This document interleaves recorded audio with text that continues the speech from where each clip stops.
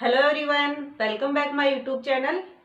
हमारा जो topic last में चल रहा था वो चल रहा था फोटोसिंथेसिस यानी कि प्रकाश संश्लेषण।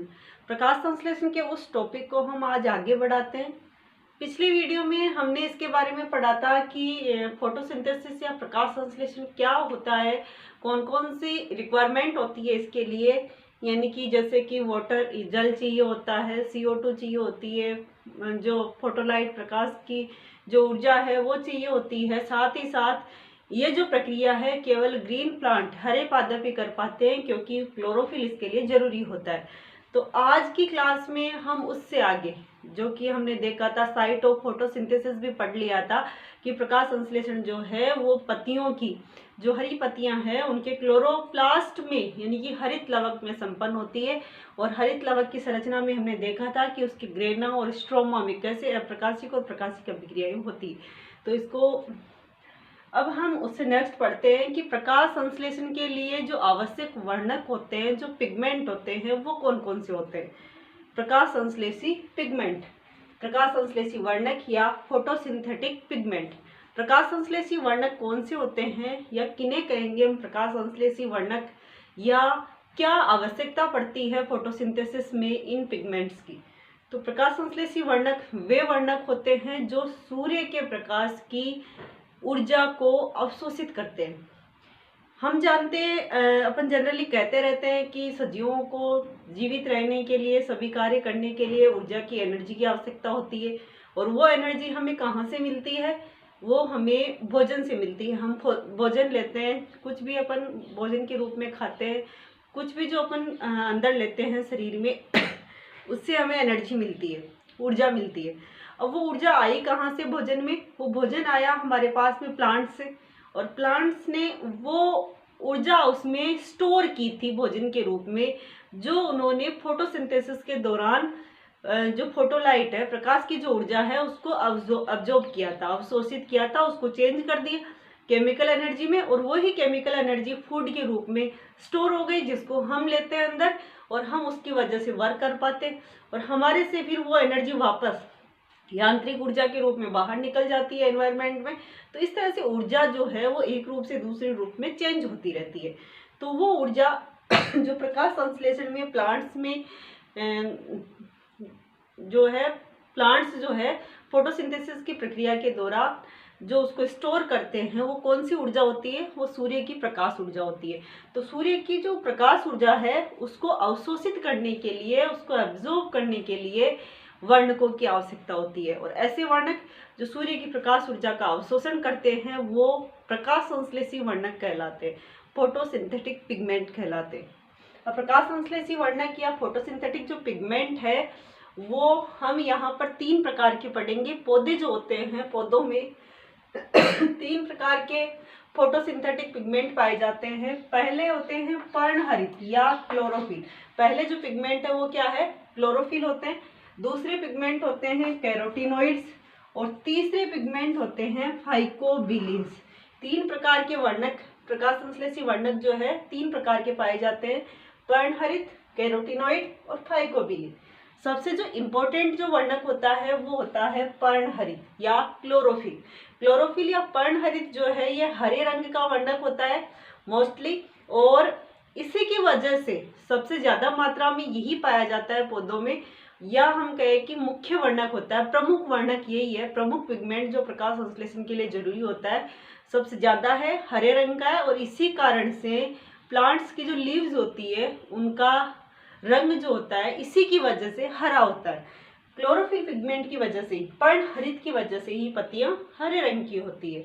अब जो क्लोरोफिल पिगमेंट है या कैरोटीनॉइड या फाइकोबिलिन है, इन तीनों को हम एक एक करके पढ़ते हैं कि किस प्रकार के हैं, कैसी संरचना है, किस रंग के होते हैं, क्या वर्क करते हैं। तो इनको एक एक पढ़े। सबसे पहले क्लोरोफिल या पर्णहरित मुख्य वर्णक होता है, इनकी प्रमुख वर्णक है, ये प्रकाश संश्लेषण के लिए आवश्यक वर्णक है सबसे ज्यादा, और हरे रंग का होता है पहली चीज। उसके बाद में जो क्लोरोफिल होते हैं, पर्णहरित होते हैं, वो 7 प्रकार के पाए जाते हैं। क्लोरोफिल जो अणु होते हैं 7 प्रकार के मिलते हैं। पर्णहरित जो पिगमेंट है 7 प्रकार के मिलेंगे क्लोरोफिल। उनको हम नाम देते हैं chlorophyll A, chlorophyll B, chlorophyll C, chlorophyll D, chlorophyll E. दो जो होते हैं वो होते हैं बैक्टीरियो क्लोरोफिल और बैक्टीरियो विरिडी। 7 वर्णक है chlorophyll A, B, C, D, E, bacterio chlorophyll और बैक्टीरियो विरिडीन। इन 7 में से अधिकांश जो होते हैं प्लांट्स में मिलते हैं, सिर्फ इन 2 को छोड़कर बैक्टीरियो क्लोरोफिल और बैक्टीरियो विरिडीन जो है ये केवल शैवालों में मिलते हैं, पादपों में कम देखने को मिलते हैं। अब इनमें से जो 2 वर्णक है, एक जो क्लोरोफिल ए जो होता है ये वर्णक सभी पादपों में पाया जाता है। क्लोरोफिल जो ए है सभी पौधों में मिलता है, सारे पादपों में मिलता है, इस कारण इसको सार्वत्रिक क्लोरोफिल या सार्वत्रिक वर्णक कहा जाता है। जो 7 प्रकार के क्लोरोफिल के वर्णक होते हैं इनमें से क्लोरोफिल ए सभी पादपों में मिलता है, चाहे कोई सा भी पादप हो। बाकी में चेंजेस मिल सकता है, कुछ में बी मिलेगा, कुछ में सी मिलेगा, पर ए सब में होगा, ए सब में होगा। इसी कारण ये क्या कहलाता है, सार्वत्रिक वर्णक कहलाता है। क्लोरोफिल बी जो होता है ये भी अधिकांश में मिलता है और ये सहायक वर्णक कहलाता है। तो इस प्रकार से ये, और बैक्टीरियो विरिडीन और बैक्टीरिया जो क्लोरोफिल है ये जो है प्रकाश संश्लेषी जो बैक्टीरिया होते हैं या कुछ शैवाल जो होते हैं उनमें मिलते हैं। अब क्लोरोफिल जो अणु है उस क्लोरोफिल अणु की संरचना की अगर हम बात करें तो विल्स टोटर करके या स्टोल और फिशर 3 वैज्ञानिक थे, विल्स टोटर, स्टोल और फिशर, जिन्होंने 1912 में क्लोरोफिल अणु की संरचना का सबसे पहले अध्ययन किया था। क्लोरोफिल अणु की संरचना का सबसे पहले अध्ययन किन्होंने किया था, विल्स टोटर, स्टोल और फिशर ने किया था। इन्होंने जो क्लोरोफिल अणु की संरचना का अध्ययन किया था उसमें से हम क्लोरोफिल ए के अणु की संरचना को थोड़ा सा देखते हैं। यहाँ पर मैंने एक स्ट्रक्चर बनाई है, स्ट्रक्चर में अपन देख पा रहे हैं कि यहाँ पर एक विशेष प्रकार की वलय, बीच में मैग्नीशियम परमाणु होता है। मैग्नीशियम 4 नाइट्रोजन से जुड़ा है चारों तरफ से, और नीचे जो है एक लंबी श्रृंखला आपको दिखाई दे रही है। तो संयुक्त रूप से हम कहते हैं कि जो क्लोरोफिल अणु, क्लोरोफिल ए की संरचना है, ये जो स्ट्रक्चर यहाँ बनी है क्लोरोफिल ए अणु की है। ये क्लोरोफिल ए जो अणु होता है उस क्लोरोफिल ए में मध्य 2 भागों से मिलकर बना होता है। एक तो शीर्ष भाग में एक वलय पाई जाती है, उस वलय को कहा जाता है पोरफायरिन वलय। यहाँ से यहाँ तक ये शीर्षस्थ जो वलय होती है अणु में वो पोरफायरिन वलय कहलाती है, और जो नीचे एक लंबी श्रृंखला के रूप में पाई जाती है जिसको पूंछ कहा जाता है इसकी, और ये फाइटोल वलय कहलाती है जो पूंछ बनाती है। तो 2 वलय होती है क्लोरोफिल अणु में, पोरफायरिन वलय जो शीर्ष भाग बनाती है और पूंछ ये भाग किसके द्वारा बनता है, फाइटोल वलय के द्वारा। तो क्लोरोफिल ए की संरचना में जो ऊपर वाली ये पोरफायरिन वलय है, इस पोरफायरिन वलय के सेंटर में मैग्नीशियम अणु होता है, और मैग्नीशियम 4 नाइट्रोजन से जुड़ा होता है। चारों नाइट्रोजन 4 पाइरोल वलय बनाते हैं। जो 4 नाइट्रोजन है ये चारों 4 पाइरोल वलय बनाते हैं, और ये चारों पाइरोल वलय संयुक्त रूप से टेट्रा पाइरोल वलय कहलाती है। यानी कि पोरफायरिन वलय जो शीर्षस्थ भाग है इसमें 4 टेट्रा पाइरोल वलय पाई जाती है, और पूंछ के रूप में नीचे वाले भाग में एक अल्कोहलिक ग्रुप जो है वो पूंछ के रूप में एक अल्कोहलिक ग्रुप जुड़ता है, फिर वो पूंछ के रूप में नीचे की ओर पाया जाता है जिसको फाइटोल वलय कहा जाता है। इस प्रकार से क्लोरोफिल ए की संरचना दिखाई दे रही है आपको। अगर हम इनके संरचना सूत्र की बात करें, हाँ एक चीज और संरचना में आप देखोगे क्लोरोफिल ए और बी में थोड़ा सा फर्क देखने को मिलता है। वो फर्क क्या मिलता है, यहाँ पर जो है आपको CH3 ग्रुप जुड़ा हुआ मिलेगा, मैथिल ग्रुप मिलेगा, और क्लोरोफिल बी में यहाँ पर एल्डिहाइड ग्रुप मिलता है, CHO ग्रुप मिलता है। बाकी मिलती जुलती संरचना होती है।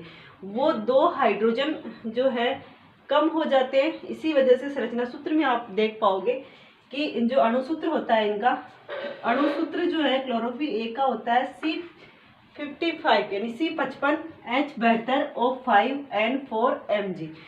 क्लोरोफिल ए का कार्बन इसमें 55 है, हाइड्रोजन 72 है, ऑक्सीजन 5 है, नाइट्रोजन 4 है, और मैग्नीशियम जो सेंटर में पाया जा रहा है। ये जो होता है क्लोरोफिल ए ये नीले हरे रंग का वर्णक होता है। क्लोरोफिल ए जो है नीले हरे रंग का वर्णक है, यानी कि वैसे हरा होता है क्लोरोफिल, लेकिन इसमें थोड़ा हल्का नीला रंग दिखाई देता है, हल्का नीला हरा रंग होता है।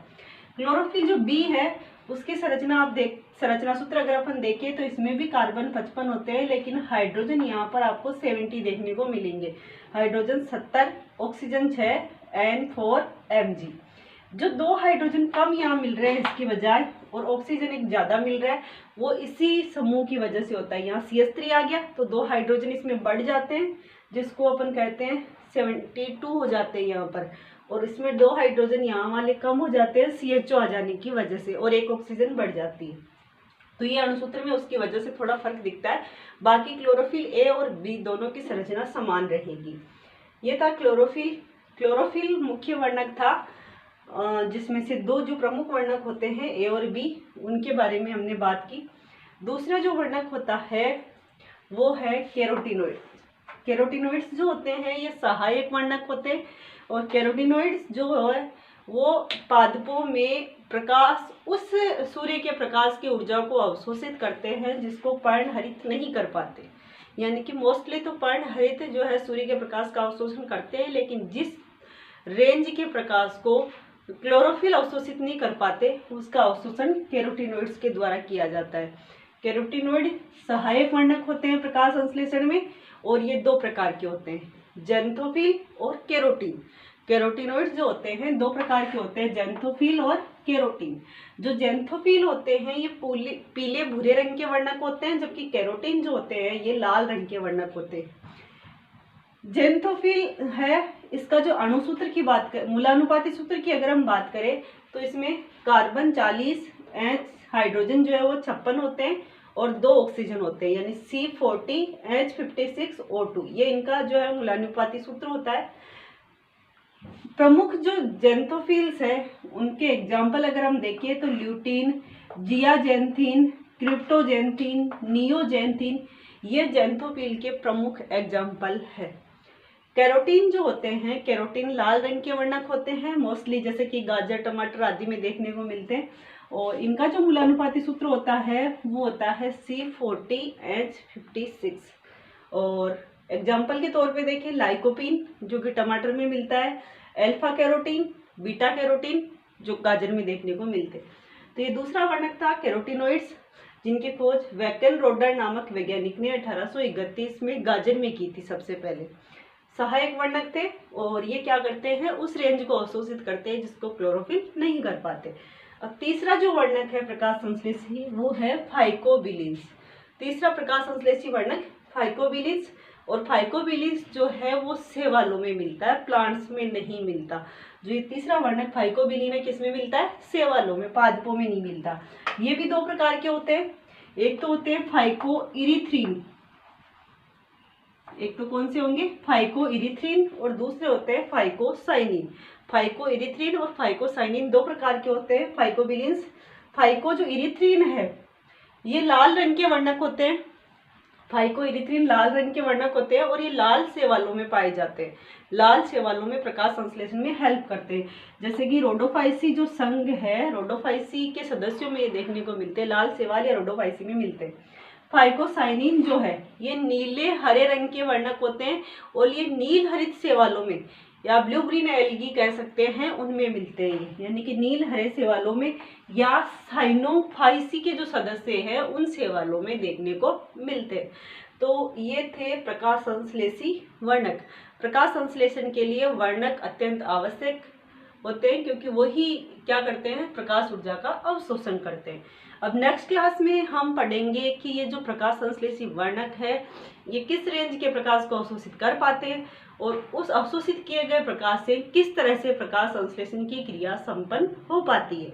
जैसा कि हम क्लोरोप्लास्ट के स्ट्रक्चर पढ़ चुके हैं, तो अब हम प्रकाश संश्लेषण की क्रिया विधि देखेंगे नेक्स्ट क्लास में, कि ग्रेना में किस तरह से प्रकाशिक अभिक्रिया संपन्न होती है और किस तरह से स्ट्रोमा में अप्रकाशिक अभिक्रिया होती है, जिससे कि कार्बनिक पदार्थों का संश्लेषण जीवों में हो पाता है। तो आज की क्लास में बस इतना ही। अगर आपको ये वीडियो पसंद आता है तो इसे लाइक कीजिए, शेयर कीजिए, सब्सक्राइब कीजिए। Thank you watching for my video. मिलते हैं नेक्स्ट क्लास।